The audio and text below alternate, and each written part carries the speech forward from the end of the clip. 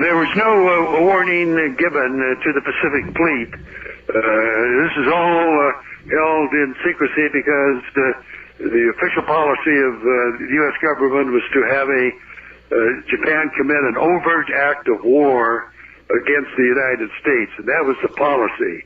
And the whole thinking behind this was to trigger a treaty with Japan and Germany so that Germany would come to Japan's aid. And that's what the United States wanted, was really to get in a war with Germany and not really against Japan, because the real danger was from Germany. They had the facilities for war-making power. When you say that America's policy was to provoke it, what's the proof of that? Where does that come from? The proof of this comes from a secret memorandum written by the Office of Naval Intelligence on October 7th, 1940. You see, this was a year before Pearl Harbor. And in this secret memo, the Navy officer suggested and made a recommendation that if we, meaning the United States, aimed 8 provocations at Japan, then Japan would commit an overt act of war against the United States. And at the same time, that would trigger this treaty with Germany, which was our real goal.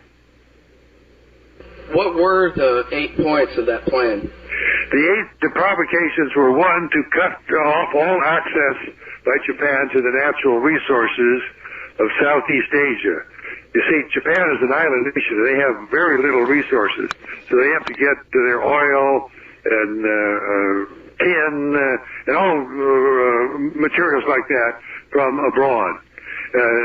So when you cut that off, then that puts an end to Japan's war-making possibilities. Number 2 was to send a flotilla of American submarines into the Far East as a way of antagonizing Japan.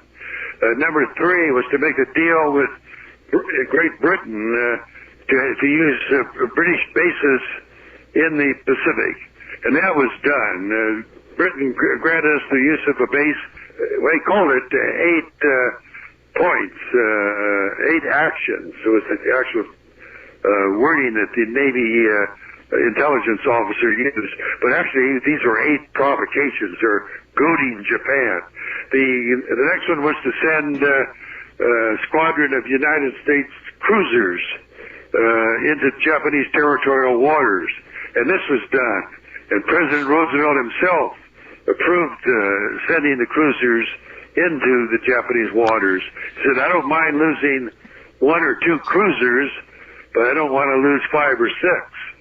But what the president was saying there is that I don't mind losing 900 men, because that's what was assigned to each cruiser. That was about, if you lost 2 cruisers, that was 1,800 men.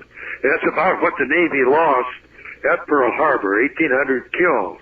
As I mentioned earlier, the death toll was about 2,500, so the Navy took the biggest hit on that. The next one was to make a deal with the Dutch government, who at that time controlled what we call Indonesia today, but it was known as Dutch East Indies, also for a naval base.